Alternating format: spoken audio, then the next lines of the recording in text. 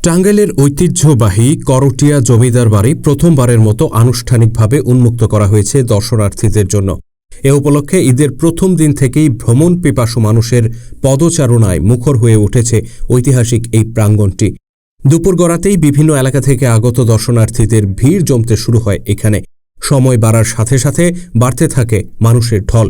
বিস্তীর্ণ পুকুর ঘাট, কারুকার্যময় প্রাচীন রাজবাড়ি, সুপরিসর সবুজ বাগান এবং পাখির কলতানে মুখর পরিবেশ দর্শনার্থীদের মুগ্ধ করে তোলে।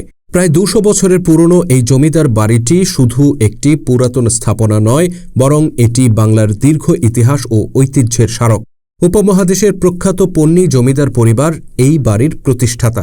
তাদের বংশ পরম্পরার সাথে জড়িয়ে আছে বীরত্ব, সংগ্রাম ও জনকল্যাণের কিংবদন্তি।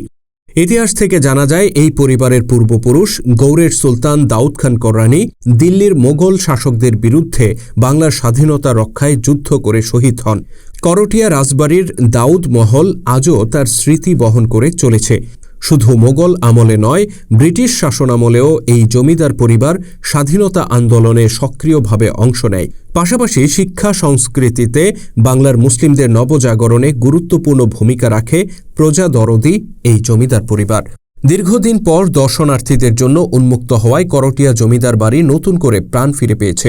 সংশ্লিষ্টরা আশা করছেন এটি দেশের গুরুত্বপূর্ণ পর্যটন কেন্দ্রে পরিণত হবে এবং ইতিহাস ঐতিহ্য জানতে আগ্রহী মানুষদের জন্য হয়ে উঠবে এক অনন্য গন্তব্য।